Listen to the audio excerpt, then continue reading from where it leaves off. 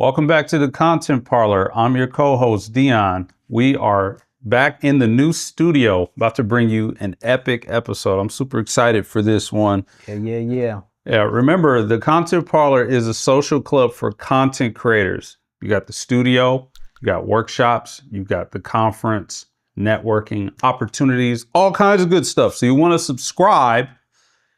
Make sure you hit that like button and follow this channel for more content like this.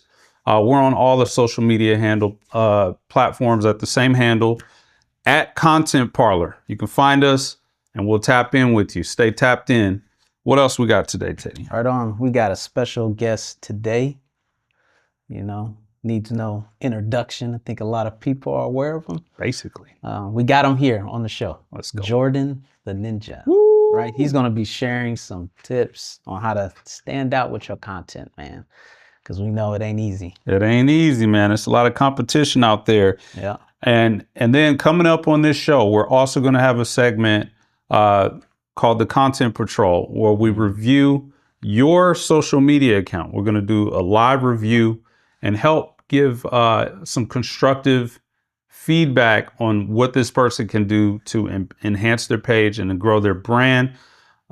Super talented, multifaceted individual today. You're not going to want to miss it. Right on. And if you want us to review your content, just give us a drop in the comments. That's all you got to do. That's it. We'll review it. Nice. Later on in the episode, we're going to be reviewing some of the current trends in the industry. And also, there's a big drop that just happened with Sony that we're going to talk about. Crazy. But we're going to get back to that in a second. Before we get to that, let's jump in and just really talk about this Content Patrol piece. All right. Model, multifaceted, can host a show, bilingual, has a lot of talents right here in Omaha, Nebraska. Okay. Today we are reviewing Andrea Chaparro. All right, I want to try to get my little accent in. Pronunciation. Yeah, you got it. But her handle is Shades of Andrea. Shades of _ Andrea. If you want to pull that up. Okay, looks official. Looks good. She's got the look. All right, she's got Inspirational Teen International 2026 and 2025 for Teen USA, and also has some features on a few different outlets, right? So pageant queen. My understanding is she works with Monarchia Models. So shout out to Monarchia, one of our 2025 Parlor Award sponsors.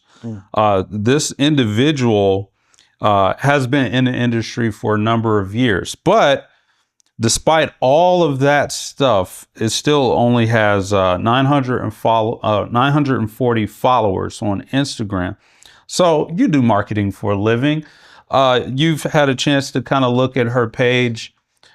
Does that following matter? Is there anything that she could do to help grow her following?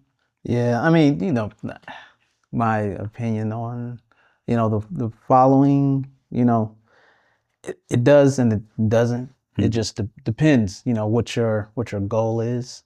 If your goal is to have, a million followers, what are you trying to do with your platform? Right. Are you trying to monetize the actual platform, or is it by way of connecting people to something else? Right. Like for example, we use the platform to, show people, the services and things that we have. Right. Not actually trying to monetize the actual platform. I love it. But yeah, I mean, just the initial look, this is my first time looking at it, Right. First reaction. Yeah. The page, looks very, very professional, I would say. I think it seems to be very, very consistent. And I think that's key, right? Yeah. Just the consistency. Just looking here, maybe, doing some more, behind the scenes, look into, because that's some exciting stuff, right? Right. Talking about, Inspirational Teen USA, Inspirational Teen International. Like what is that? I don't know how many people are familiar with that actual one. Just that experience. I think people like to to see what it's actually like, right? Just get a sneak peek and look at that. So that's probably some things you can bring people into. Yeah, that resonates with me as well. I think, which we'll talk about that a little bit more with Jordan the Ninja. But relatability is a big piece about reaching a broader audience, and also with making new connections. Right, the more relatable your content is, the more captivating you are, and the more people feel connected to the work that you're doing. So maybe having a photographer, someone follow along, or maybe just carrying a selfie stick if she's comfortable doing that in some of these BTS environments could help. Yeah. But yeah, I think certainly whatever's working is working, right? Because you don't win these type of accolades if you're not doing some of the intangible things right. You know, a lot of people have the outfits and the makeup and the hair and things like that, but what separates you is like the connections, the relatability, those types of things. So I'm with you on that. Right on. Cool. So if you want to be featured once again for the Content Patrol, leave us a comment below any of our videos. We'll see that, and we'll put you on the list to be critiqued on the next and up and coming episodes. Today's episode, speaking of episodes, is sponsored by Dayspring Bank. Oh, man. Okay, Dayspring Bank is one of my favorite banks in Omaha. They provide so many attainable services for small businesses. They've got a couple of locations around. I know the 114th and West Center location closed, but they still have the location over in, is it Ralston? Ralston, and then they opened up right off another 72nd. We'll put the addresses in there. But if you need access to capital, if you're trying to open up a bank account and you are looking for a bank that is down to earth, people that can really bring your ideas to life in terms of capital financing, things like that, take a look at Dayspring Bank. They might be the right bank for you. Current trends, right? We talked about a little bit off camera about this new camera that came out by Sony. Man. Sony has been on like a 10-year tear of just like terrorizing Canon and Nikon. And they're going to do it again with this Sony A9. We just looked at the Alpha 9 this morning. This is going to be arguably one of the most groundbreaking cameras of the last decade.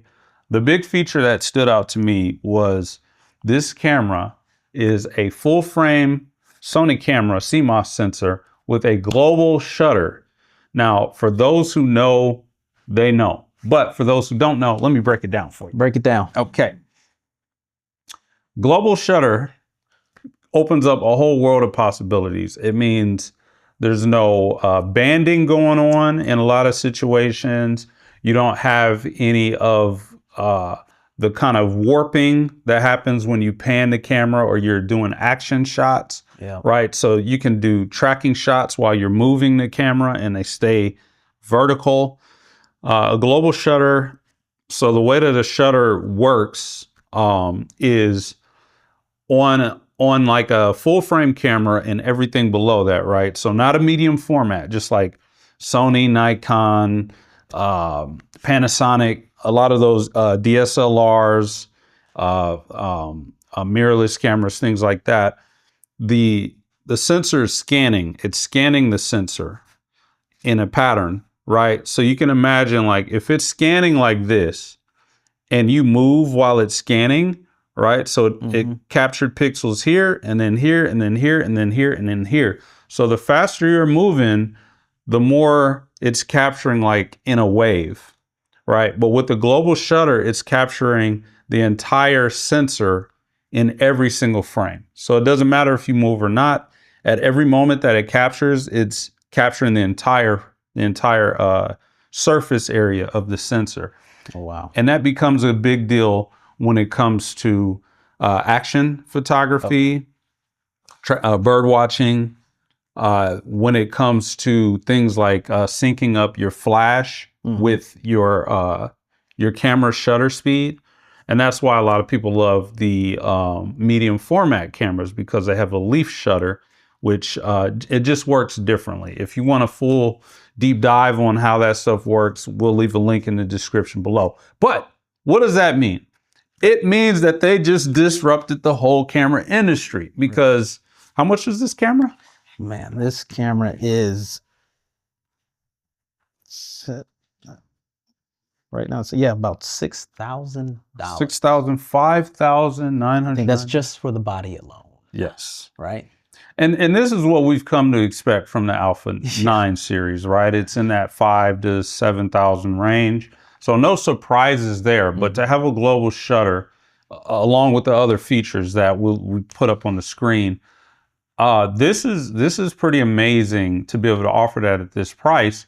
And it means that everything in that price range is going to be compared to, well, I could get this one with a global shutter. Yeah. So so let's say you have a Sony. Is it worth upgrading to this? You know, I'm an A9 or an A1 guy. I'm a big fan of the Sony A1, but with a global shutter, yeah. And I would say this, we know the way that Sony likes to do things. They roll out this technology, and then a lot of those technologies makes its way into other cameras. So the real question is, should you wait? That's the question. Seriously, because next year, one of the other series, they'll come out with something else. It's always like, man, they just keep doing it. So this is a good camera for sports, you know, anything action, nature, in studio as well. I think so. With the ability to use your flash more or less out of sync with the actual shutter. Yeah. I think that opens up a world of possibilities for photographers to be able to shoot, you know, at 1/650th on your shutter on the camera, but then shoot with a much softer flash or a much stronger flash. So yeah, I think, yeah, it's a studio photography camera now too. Excellent. Sheesh. Leave us a comment below. What do you think of the new Sony A9? Is it something you're going to upgrade to? Are you going to pass? Are you going to wait for this technology to roll out into the A1, the A7R series maybe? Are you going to wait for it to reach the A7C? Maybe it'll reach the A7C at some point. It could be a long waiting game if you go that route. What are you going to do? We'd love to hear in the comments below. Yep. Are you excited about this release? When we come back from this commercial break, we're going to be talking with none other than Jordan the Ninja. You want to keep it locked right here. We'll be right back. Again, you know, this episode is brought to you by Dayspring Bank. What's up, Dayspring? Man, it's a great bank. You know, if you're looking for, I don't know, one of the things in business, right? Yeah. What do they call it? Bell. Yeah. You know, one of them is. I mean, do we even say Bell in the end? Yeah, we really Mabel now. Mabel, because we added marketing to it. But the B stands for banking. And so, if you're a business owner or doing any type of business, you want to have a relationship with a bank, and this is a relationship bank. You know, I've used them personally. We've used them with Stable Gray, and then personally, you know, I work with them for, you know, things that I do in my personal life. I actually got my mortgage through them. Excellent. Yeah. So if you're looking for a bank that, you know, you see real people and can create a real connection and relationship, Dayspring is your bank.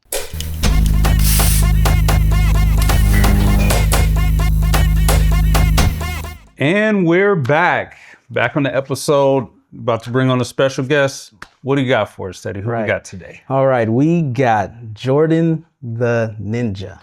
He is, I'm going to read a little script here. He's an artist, musician, filmmaker, dancer. I don't know if I've seen the dancing yet. Vintage enthusiast, band leader, has over 44,000 followers on Instagram. Crazy. And Omaha's most recognizable street content creator. Let's go. All right. Well, let's have him come in. All right, sweet. I think we have him in the house today. He's coming in. Okay. Omaha's most recognizable street content creator. I've never heard that one before. Okay, right on. And that's my resume. Right Well, on. welcome to the Hello. Content Parlor. Thanks for joining us Yeah, today. good to be here. Yeah, man. Before we get into some questions, I just want to get to know you a little bit. There's a lot of questions I have. I mean, the handle, right? Obviously, there's the stallion. There's the ninja. Where does the ninja come Dude, from? I'm trying to keep up with the stallion. He's smoking me, man. I actually I love this stuff. The ninja comes from, it's actually been a nickname for me, for myself, for a very long time, probably since I was like 6 years old. But over time, I think it's had a couple of different meanings, but I think overall it makes me feel invincible. Okay. Yeah, so like being a ninja, really, I kind of started studying into like actual ninjas, not the Americanized versions. But I found out that there's a lot that people really just don't know about ninjas. And if you ever actually know you're in the presence of a ninja, you would probably be dead before you ever found out. So Okay. I call myself the ninja because I feel like I can do anything that I really put my mind to. And I have a little spin off of it is when people say, well, how can you be a real ninja if everyone knows? Well, that's the thing. Nobody believes that I'm a Oh, I guess that is hiding a in question. plain sight. And it's like, Like, are you? Are we gonna die today? Well, if I told you, yes. Where are the outlets around here? Where are the exit points? All right. Yeah. Well, cool. So I guess another question that stands out to me is, obviously we did the introduction talking about your brand on social media, but everybody can relate to the streetcar project, that all the construction that's being done around town. But what made you, obviously artist, performer, all of these different talents, what made you say, you know what, I'm gonna cover the street construction? I was mad. Okay. That was it. Man. I got really pissed off one day, and I think I've thought about it before, but I was at a meeting at the Durham, and I had a meeting 2 hours later, and I was pissed because it's like the same road on 13th Street, and then you got to go in the same line, and you think you're going to take a shortcut, but everybody else thinks they're going to take the same shortcut. Next thing you know, you're in a little zipper merge, button up, and there's like 30 cars in the way, and I was kind of pissed about it. And I was like, it would be really funny if someone just made a video about it. Just like that. Yeah, I mean, I wasn't sure I was going to do it because it's just like any idea that you have. Yeah. Sure. But as I started driving home more, little quips started coming out. And I was like, oh, you think you're going up the street? Forget about it. Think you're going down the street? Forget about it. And I was like, actually, this is a great idea. So I only live like 7 minutes away from downtown. So I decided I would go home. I would see if my microphone stuff will work. And then I got it and I took it out and I shot the video. It was purely out of anger Right on. that I made the first video. Yeah. Which you're not new to, creating content. Right. Actually, I was following you before then because you're a musician, right? Yeah, And yeah. you do the outfit of the day. Yes, yeah, good Yeah. time. Not everybody remembers that. I remember that's where I was first introduced to you. Oh, doing wonderful. Yeah. That's how I started. That's how I started blowing up the first time. I Okay. think. Oh, the first time he said something. Well, yeah, that's because, there's different things that you do, and fashion was like something that I really like to do. And when I started doing that stuff, I blew up on Facebook, and then I already had them on Instagram, and I was doing my thing there, and that started taking off a little, but it wasn't like any massive thing. Sure. It wasn't like a slew of followers locally. Yeah, so that was the other thing that I was really intrigued by is, obviously I'm newer to your page. I think I may have started following you 6 months ago or something like that. Yeah, So that's about where everybody's got stepped in. I kind of heard, and and then so the outfits. So talking about the fashion and the style. When I went and looked back, it's like, no, wait a second, he just has it like that. He's just got that in the closet. You didn't pick this outfit to go shoot this video. I didn't. So talk about your style, your fashion, where you come. What inspired you to dress like this? I told him on the way in here, I literally just threw this on, and that's 100%. That's what your closet is. It's just like, it doesn't matter. It doesn't matter right now, but sometimes if I'm in a pinch, it'll be bad. I've always enjoyed vintage style.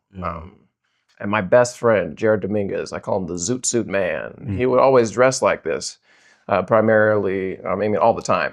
So, and I met him about 10 years ago, and I didn't dress anything like this 10 years ago. Oh, okay. But I always wanted to dress like this because, I grew up watching a lot of older movies. I didn't grow up watching TV when I was a kid. So the only thing we watched was Golden Age Hollywood movies. Sorry.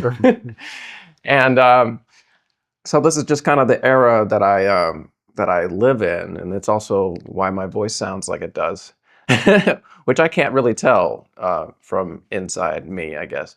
But I just started learning to thrift and stuff like that, and I really wanted to dress like this. And then the day before my birthday in 2020, or maybe it was 2019, but the day before my birthday in 2019-ish, a good friend of mine was getting rid of a bunch of his clothes. They were like 3-piece suits. I don't think I'm wearing anything he gave me now, except this watch. But he gave me an entire closet full of like 30 suits, shirts, ties, bow ties. And from that day on, I've been dressing like this. Right on. Okay. Interesting. For some reason, we asked the last guest, thrifting came up. That's right. What are, if you are okay with sharing some of your spots, where are some of the places you go? I don't mind sharing my spots, mainly because my main spot isn't there anymore. So you guys can have all the rest of the stuff now. Well, I used to go to this place called the Imaginarium Superstore, and that was on 16th and Leavenworth. But they closed like 2 or 3 years ago now. So there's not really a lot of spots you can really find the stuff, but that was like my money spot. You just find everything. I would get 85% of all my clothes there. Oh, wow. But now Vintage Oasis is a spot. Okay. I don't really go there too much because they're a little expensive for my liking. Okay. But the Imaginary Superstore, they moved to a place in Benson called Alley Cat Vintage. Oh, okay. In Benson? I live Yeah, I in missed that. Yeah, I've never seen it. it's a nice little spot, but still, they don't really have a lot of men's vintage. So I don't really go there that often as well. But then there's like the Imaginarium downtown in the old market. And they don't really have anything men's vintage that I like to wear or that works out for me. Or just any other thrift shop, Goodwill or Thrift World, yeah. But I don't really find suits there. Right. It's mainly in like antique shops or something like that. Gotcha. Okay. And then so you posted that you did a trip to Italy. We were talking a little bit off camera about that. Did you what's your sense of fashion out there? Did you find any pieces that stood out to you? No, because I ain't got that kind of money. Help the man out. Help the man out. Yeah, please. Italy, lower your prices. I'm black. Just joking. No, their clothes are expensive out there. I mean, I never really tried to find a little thrift spot while I was out there.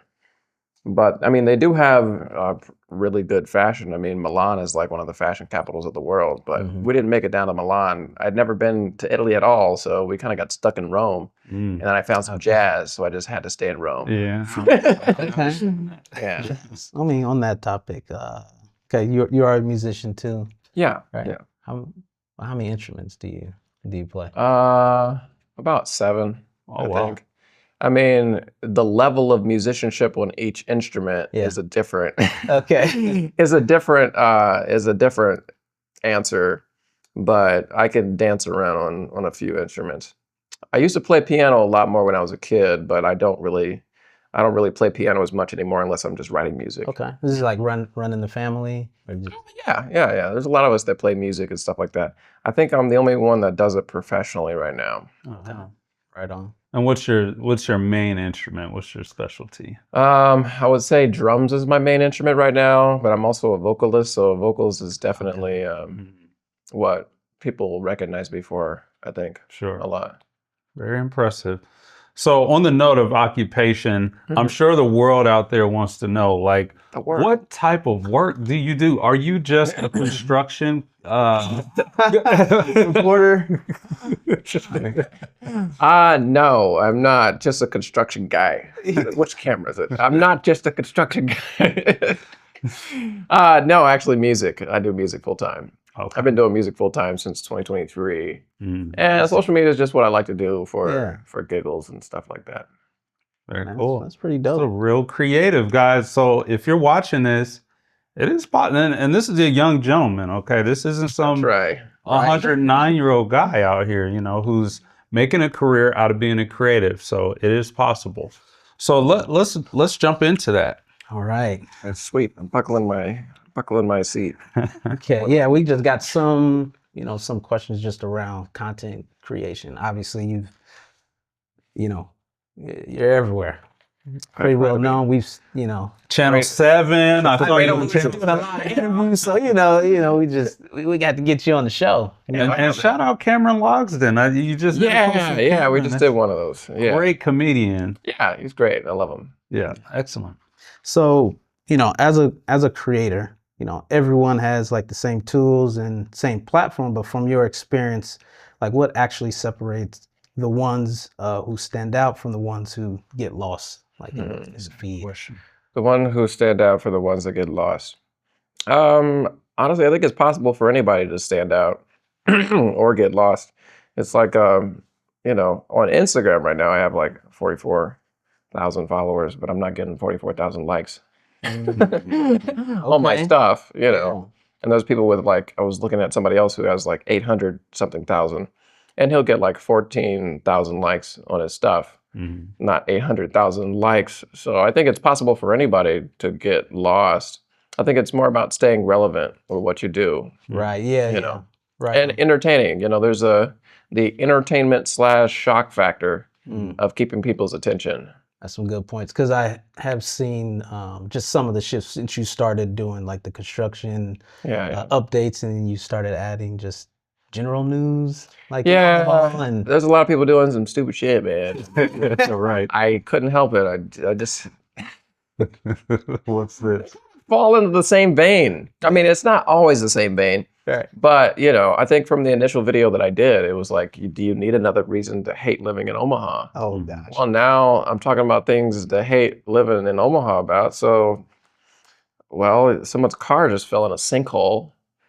That's another reason to hate living in Omaha. I mean, you did some things to make some national attention. Right. Yeah, people are like driving cars into buildings for some reason. On accident, I'm sure, Yeah, sort of record. Allegedly. Wasn't that like the second time? Yeah. Actually, no, it's been like 4 or 5 times now. Yeah. That's crazy. That reminds me. And that's probably more than that. Like there's a beauty shop on Northwest Radio. People always running that like it's a Felicia's or something. Yeah, and they had the one on Dodge. Was it the Wendy's? The Wendy's right there off of South. There's just Street. some Really? Yeah, that was some buildings that people just like to run into. It's just crazy. Nebraska drivers, man. Professional crashers. That's right. Work on your driving skill. If you haven't, where am I looking at? If you haven't taken your driver's test, take your driver's test before you start driving. All right. If there's one thing I can say about the people of Omaha, is we love a hole in the wall. Thanks, Caleb. Thanks for that. Man, you great. We don't hear Caleb too much. Boy, I'm laughing. So on the note of being relatable, yeah, how do you navigate that? How do you find that thread? Because as you mentioned, you're not in construction, but you found that thing that whatever the reason was, you felt confident that you could go out there and you could talk about it and it fit your brand. Honestly, it's more of like creating the brand yourself. I don't really know if it fit my brand. It probably doesn't. Mm-hmm. If I asked anybody before I did it, there would probably been a slew of people saying no. what does that have to do with what you do? Mm-hmm. But now people only see me for that, Yeah. you know. So it's really, your brand is what you make your brand, Mm-hmm. really. But I think I'm getting lost in the question. Sorry. I love it. I No. think that's a great answer because that's a lot of times what causes writer's block and people to get stuck, right? Is they're so focused on trying to make the connection between things instead of just doing what inspires them. Yeah. So I think that makes a lot of sense. Right, to or me. just overthinking it. Yeah, that's definitely something that keeps people from doing things, is just overthinking what they're doing instead of just doing it. Mhm. Right. That's good. Yeah. So just to get into a little bit, just like, yeah. So kind of walk us through the process, for What process? you just freestyle it, or you just got like, okay, Oh, like the process of like making a video? yeah. I mean, yes, I'm freestyling the whole way. I've never written anything down for this stuff. I mean, well, I'll write down something like that comes off the top of my head if I just Yeah. want to remember it. Mhm. But I don't like write scripts. Okay. I'm just one grumpy old man. Just see a spot and you just get inspired. Yeah, I mean, the ideas just come to my head. I think a lot of these quippy old lines are always living rent free in my head. Mhm.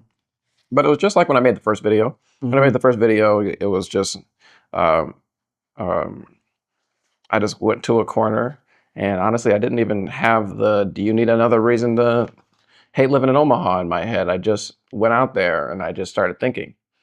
And I was like, well, do you need another reason to hate living in Omaha? I just said it and it came out. And then once you start, it just kind of, you start getting on a roll. Mhm. But it's more, this is just stuff that's in my head. Mhm. Oh, man, know. that's pretty If I impressive. really have something that I like, I'll jot it down in my voice memo Okay. while I'm out. Mm. And that's how it was. I was like, I did one. I was like, okay, well, this is a great line to have. I'll do it so I don't forget it, because I would definitely forget it if I didn't Right on. log it somewhere. So Yeah, so you're like the Jay-Z of Omaha. Yeah, Jay-Z don't Like write. the Jay-Z if of that's a content. great street thing, content yes, shit. sure. So I make up a lot of stuff. Yeah, since you started blowing up, what has been like the most surprising thing that's come out of it? Whether it's, somebody's trying to connect with you, or opportunity, like something that's just like, you're like, wow, I didn't think that this would happen just from me doing this video or this video series. I didn't think I was going to be so recognizable. Okay. I mean, I guess I have, I mean, not I guess. I have my own style. I have my own way of talking. But I think it was surprising that people just want to hear me talk the way I talk all the time. And that's just how you talk. Yeah, that's just how I talk. I mean, and also people were like, oh, that's his real voice. But I've been getting that my whole life, too. I didn't know that was your real voice. I can't help it. I like it. So I guess to follow that up in terms of opportunities, when you talk about social media and your platforms, Yeah. has this led to monetization in some way? Has it increased your show turnouts? Has it directly led to revenue? I mean, yeah, I think it's I've been in show business for years, I guess. And even from like starting playing on the street. So I think that all of that has to do with entertainment and how you monetize what you do. I mean, I was playing on the street and people would put money in the bucket when you play a song that they like. So then you start playing songs that they like only. And then you start playing, now you have a whole set list of only music people like. Now you're just a phenomenal musician when you could just be playing bad music. Not bad music, but you could just be playing music that just doesn't fit your thing. So it's like a collaboration between the art and the people who want the art. Mm-hmm. And I think that's the same way when it comes to monetization. I don't make a ton of money from social media. I make a little bit, but you gotta be like hitting millions and hundreds of thousands to be making like $30K a month, Might make with it. No. Right. But you have seen it carry over into like your professional. Your actual profession. Yeah. People want to come see me. Some people will bring little miniature traffic cones to the show so I can sign it. I signed a construction vest. That is I wild. was in a coffee shop. And they were like, "Hey, can you sign my little visor jacket?" And I was like, "Sure." Probably one of the strangest things I've ever signed so far. It's awesome. Although I did sign someone's arm last year. Last year. Yeah. So wow. Interesting. Well, maybe you could get into tattoo art if you know. I don't know. It'll be worth something someday. But I think all that monetization is just like, it's just the show business part of me. Mhm. You know, I also like, I started all my bands and I manage them all and I do all their social medias. Mhm. And I also do some social media, or I was doing some social media for some other nonprofits around town as well. So Oh, you okay. just, the social medias and like video editing, that's something that I've always been able to do because I was a filmmaker before I started doing like content and stuff like that. And but if you combine that with like the music management skills, then you have something to sell. You know, then someone wants you there, and you're like, well, hey, I'm that guy from that thing, and now you're like, Mm. it does lead to revenue. Like right now, I'm doing some sponsorships Mhm. for my video. So if someone wants their video to get hundreds of thousands of, if they want their product or they want their little goal Yeah. to get hundreds of thousands of views across multi-platform social media, I just was like, hey, well, you can for a particular amount of money. Right on. How you been People- navigating that? Huh? I said, how you been navigating that process? In my opinion, I would say poorly, but not because I'm doing a bad job. It's just Yeah. because I'm not doing it at the scale I could be doing it at.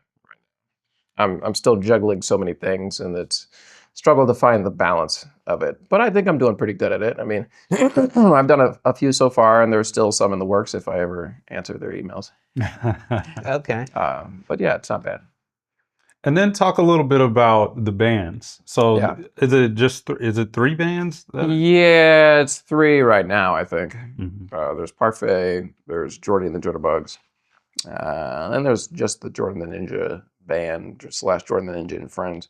Mhm. There was 4 at one point in time. I used to have a band called Snap, but now Snap and Parfait have kind of merged into one thing. So Okay. yeah. What types of venues can people find you at if they want to check out your music? Any venue that has music in it. I played, I don't know if I can say I played every venue in town, but I played most of them, I think. Like there's the Barnado out west, and there's Harney Street Tavern downtown, and there's a Dubliner right next door downtown. Then there's Sips on 10th, and there's Meadow Lark, and there's just like the Jewel. There's a lot of places that have music, and usually I'll be playing one of those once a month. And are you live only, or do you guys do discography as well at music? Discography. Just in terms of like vinyl or Spotify. We're working on releasing music, but we have been terrible at that as well. Yeah. Well, maybe somebody will hear this out there and back it and help you get there. Well, we are recording some music right now. Mhm. Actually, if I may plug a little, You I should. Yeah. I just happened to release a song All about the construction. Oddly enough, it's just it's a little single, and it's called "Forget About It" on all streaming platforms right now. Oh yeah, we'll be sure to play it. Yes. Yeah, but you can't spell it "forget about it." You got to spell it "forget about it." Right on. Look up Jordan the Ninja. Yeah, get it from there. Yeah. Makes sense. Now, I do have one last question just around the Yeah. being a creator, yeah, because we got content creators that's watching you. I mean, you've been pretty successful, I would say. Well, I ain't doing too bad. No, you're not doing too bad at all. So I think people appreciate the gems that you're sharing. Okay. So if there's another creator that's just kind of stuck, got good content but no traction, what do you think that they're maybe getting wrong, or where should they start? That's a great question.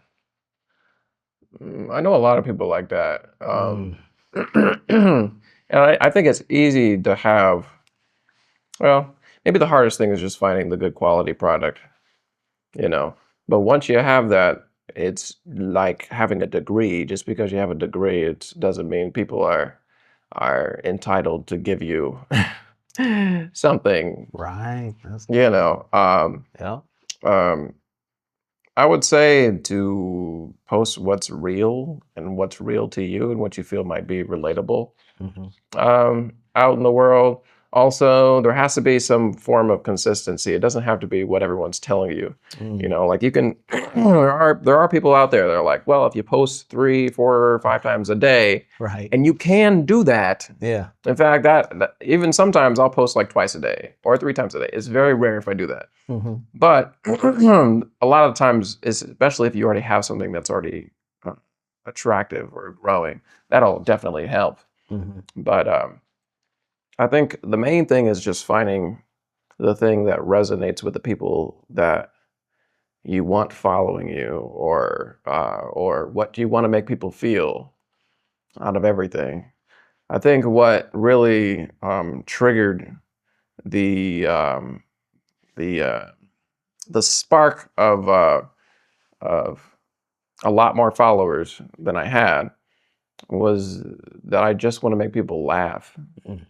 You know, I get mad about stuff for sure, and I was mad about it, but it was pretty fucking funny to me. No, I mean, to a lot of people who could connect with that, you know, just making light of that. And, I mean, you hit on something with that consistency, because sometimes when people get introduced to you, it's like, oh, overnight sensation. Right. How long have you been creating content? I know. It's How like, many years? this is something that everybody says. It's like the overnight success takes about 10 years. Yeah. You know, really. I mean, it's funny. I can show you some. Boy, do I even have time to show you something real quick? Yeah. All right, watch this. I can't just give it to you. So I gotta. Oops, sorry, my bad. Well, I'll have to show you on my phone. I forgot my iPad doesn't. Sorry, this is gonna take a little bit. Oh, no, you're good. I didn't even know that was an iPad. Can I pick this up? Yeah, sure, go for it. I thought you actually had a notebook there. This is an iPad, guys. How cool is that case? Oh, that's the first time I've seen one of those. I literally thought that was a notebook.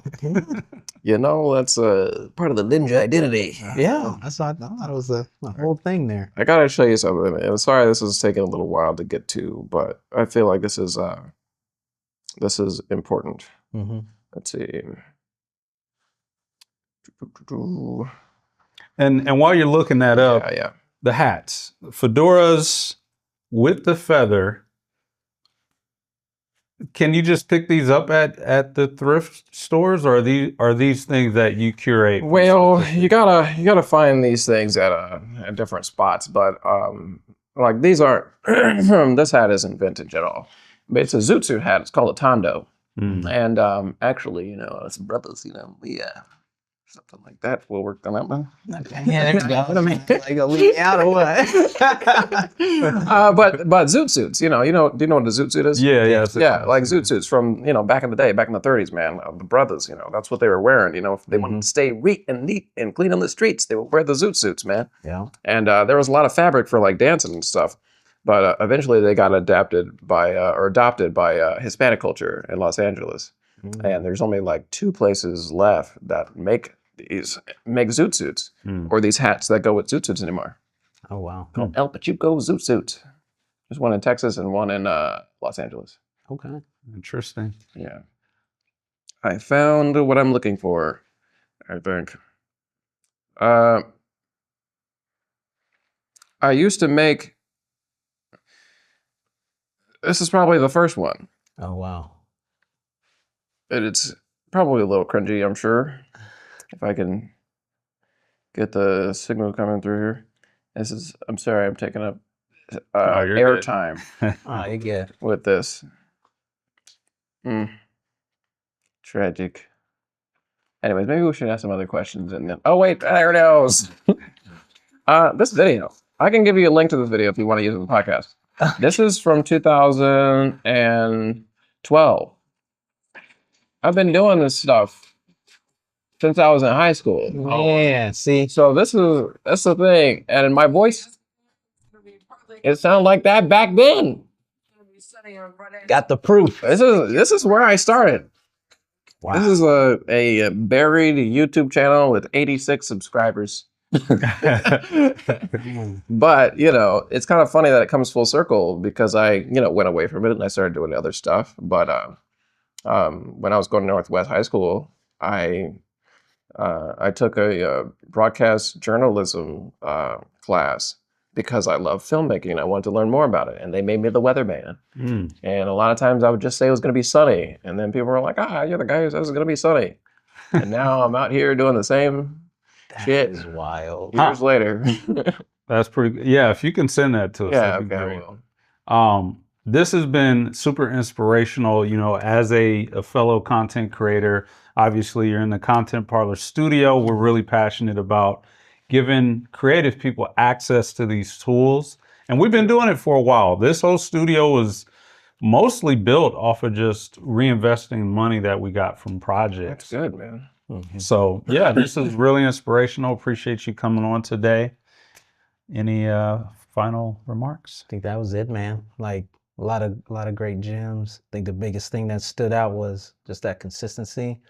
You know, Yeah. just people finding you think it's just overnight sensation, but you've been doing it since 2012. Yeah, it's been a long time coming. I mean, and it was long before that when I was doing little Right. skits and stuff on an old track phone, like 2009. Huh. Before that, actually. Yeah. Yeah, so consistency, relatability, and passion. Find something that you actually care about. Yeah. I would say, I guess, in a final sentence, I suppose, if I were trying to inspire somebody or tell somebody what to do as far as make content, just think about how you want to make people feel, you know, with what you do. You know, if you want to make people laugh, you want to make people think about things. I think there's a lot of serious messages behind social media.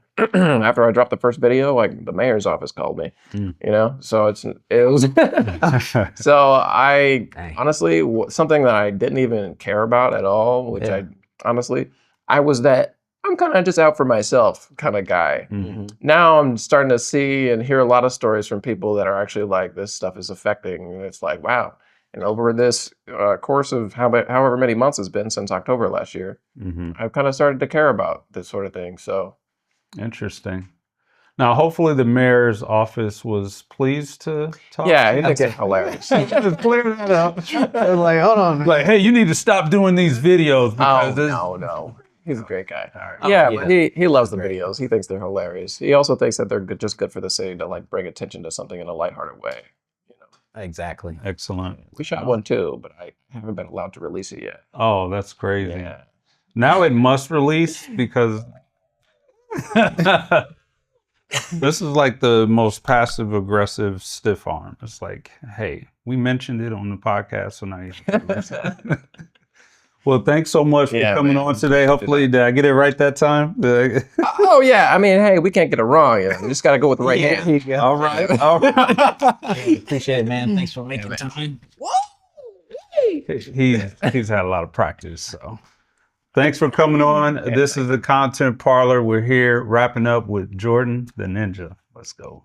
No, forget about it.